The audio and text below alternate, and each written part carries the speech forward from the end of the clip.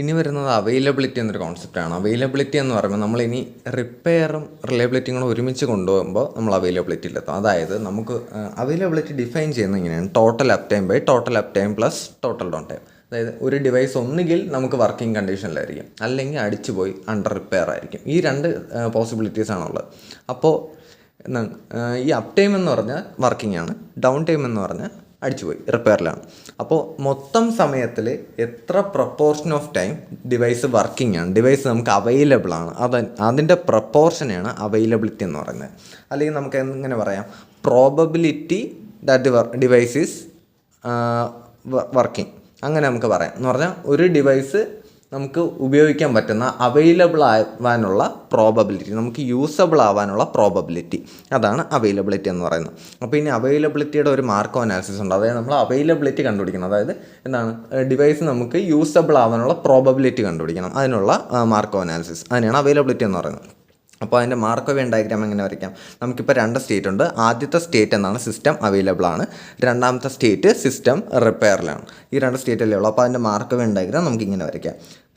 State 1 വരച്ചു, state 2 വരച്ചു. State 1 നിന്ന് 2 പോയി, അതായത് സിസ്റ്റം അടിച്ചു പോയി. അങ്ങനെയാണെങ്കിൽ ഇവിടെ അടിച്ചു പോകാനുള്ള റേറ്റ് എന്തായിരിക്കും? അത് ഫെയിലിയർ റേറ്റ് ആയിരിക്കും. അപ്പോൾ ലാംഡ വന്നു, ഇവിടെ ഞാൻ ലാംഡ എഴുതി. ഇനി എന്ത്, 2 നിന്ന് 1 വന്നു എന്ന് വെച്ചാൽ സാധനം റിപ്പയർ ചെയ്യും. സാധനം റിപ്പയർ ചെയ്യണമെങ്കിൽ അവിടെ എന്താ റേറ്റ് വരും? റിപ്പയർ റേറ്റ് വരും. അതായത് ഞാൻ 6 എഴുതി. റിപ്പയർ റേറ്റ് 6 ആണല്ലോ, 6 എഴുതി. അപ്പോൾ ഇനി നമ്മൾ സാധാരണ മാർക്കോ അനാലിസിസ് ചെയ്യുന്ന പോലെ തന്നെ എന്താണ്, മാർക്കോവേ ഡയഗ്രാം വരച്ചതിന് ശേഷം നമ്മൾ ഡിഫറൻഷ്യൽ ഇക്വേഷൻ എഴുതും. അപ്പോൾ ആദ്യത്തെ സ്റ്റേറ്റിന് എഴുതുമ്പോൾ എങ്ങനെ വരും? P1 of T plus delta T equal to എന്താണ്, P1 ഓഫ് ടി. എന്നിട്ട് ഇവിടെ നിന്ന് പോകുമ്പോൾ കുറയല്ലേ ചെയ്യുന്നത്, ഇത് കുറയല്ലേ ചെയ്യുന്നത്. അപ്പോൾ minus lambda into P1 T delta T. ഇനി എന്താ ചെയ്യുന്നത്, ഇനി കൂടെയല്ലേ ചെയ്യുന്നത്. അപ്പോൾ പ്ലസ് ഇവിടെ നിന്ന് വരുമ്പോൾ കൂടെയാണ് ചെയ്യുന്നത്. അപ്പോൾ 6 into P2 T delta T എന്ന് വരും അല്ലേ. ഇങ്ങനെ കിട്ടി. ഇനി നമുക്ക് എന്താണ്, ഇനി ഇതിനെ ഇപ്പുറത്ത് കൊണ്ടുവന്നിട്ട് ഡെൽറ്റ ടി ടെൻസ് ടു 0 കൊടുക്കണം. അത് ഇപ്പുറത്ത് കൊണ്ടുവരുമ്പോൾ നമുക്ക് P1 ഓഫ് ടി ഇപ്പുറത്ത് കൊണ്ടുവന്നു.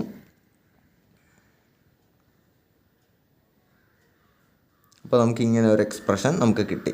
ഇനി നമ്മൾ ഡെൽറ്റ ടി ടെൻസ് ടു 0 കൊടുക്കുന്നു. ഡെൽറ്റ ടി ടെൻസ് ടു 0 കൊടുക്കുമ്പോൾ ഇതിൻ്റെ ഡിഫറൻസ് എന്താണ്, നമുക്ക് ഡി പി എന്നെടുക്കാം, dP1 എന്നെടുക്കാം, ഈക്വൽ ടു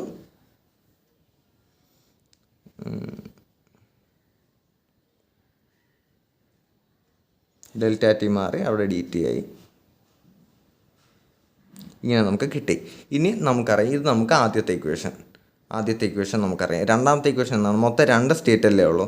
അപ്പോൾ P1 plus P2 equal to 1 ആയിരിക്കും. കാര്യം ഏതെങ്കിലും ഒരു സ്റ്റേറ്റ് ആയിരിക്കും, രണ്ടിൻ്റെ പ്രോബിലിറ്റീസ് ആഡ് ചെയ്യുമ്പോൾ നമുക്ക് 1 കിട്ടും. അപ്പോൾ നമുക്കിപ്പോൾ 2 ഇക്വേഷനുണ്ട്.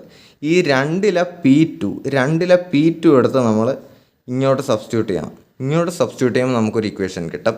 അത് നമ്മൾ ഇൻറ്റഗ്രേറ്റ് ചെയ്തിട്ട് ഈ P1 കണ്ടുപിടിക്കണം. അങ്ങനെയാണ് നമ്മൾ ഇതിൻ്റെ ഇൻറ്റഗ്രേഷൻ ചെയ്യുന്നത്. അപ്പോൾ നമുക്ക് കിട്ടുന്ന final result P1 of T equal to R by R plus lambda plus lambda by R plus lambda into e⁻R plus lambda into T.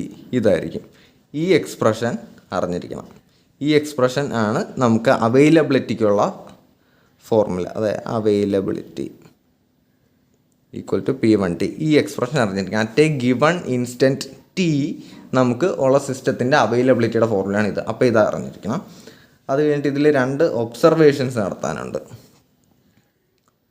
ഒന്ന്, ഇതിൽ അസ്യൂം നോ റിപ്പയർ ആണെങ്കിൽ റിപ്പയർ റേറ്റ് 0 ആയിരിക്കും. അതായത് ഒരു സാധനം റിപ്പയർ ചെയ്യാൻ പറ്റത്തില്ല, ഒരിക്കൽ അടിച്ചു പോയതാണ്. അങ്ങനെയാണെങ്കിൽ അസ്യൂം നോ റിപ്പയർ എന്ന് പറഞ്ഞാൽ R ഈക്വൽ ടു 0. ഇതിൽ നമ്മൾ R ഈക്വൽ ടു 0 കൊടുക്കുകയാണ്. അപ്പോൾ എന്ത് പറ്റും, ആദ്യം ഈ ടേം മൊത്തത്തിൽ പോകും. കാര്യം ഇവിടെ ന്യൂമറേറ്റർ 0 വരും. ഈ ടേം മൊത്തത്തിൽ പോകും. ഇവിടെ lambda by R plus lambda, R 0 ആണ്. അപ്പോൾ ഇവിടെ 1 വരും. അപ്പോൾ ഇത് നമുക്ക് ഇപ്പോൾ എടുത്തെഴുതണമെന്നില്ല. അപ്പോൾ ഇവിടെ R 0 ആണ്, e⁻ ലാംഡ ടി വരും. അതായത് availability equal to e⁻ T എന്ന് കിട്ടി. e⁻ ലാംഡ ടി എന്താണ്, നമ്മൾ നേരത്തെ ഈ എക്സ്പൊണൻഷ്യൽ ഡിസ്ട്രിബ്യൂഷൻ അല്ലേ യൂസ്ഫുൾ ലൈഫ്, അതിൽ പഠിച്ച റിലയബിലിറ്റി തന്നെയല്ലേ e⁻ ലാംഡ ടി. അതല്ലേ ഇത്. കാരണം റിപ്പയർ ചെയ്യാൻ പറ്റൂലല്ലോ, മറ്റേ നമ്മൾ പഠിച്ചത് റിപ്പയർ ചെയ്യാൻ പറ്റാത്തതിൻ്റെ കേസാണ്. ഒരിക്കലും അടിച്ചു പോയി അപ്പോൾ അത് എന്താണ് ഇത്രയും സമയം പിടിച്ച് നിൽക്കാനുള്ള പ്രോബിലിറ്റി. അത് തന്നെയല്ലേ ഇത് വർക്ക് നമുക്ക് അവൈലബിൾ ആയിരിക്കാനുള്ള, അതായത് പിടിച്ച് നിൽക്കാനുള്ള പ്രോബിലിറ്റി.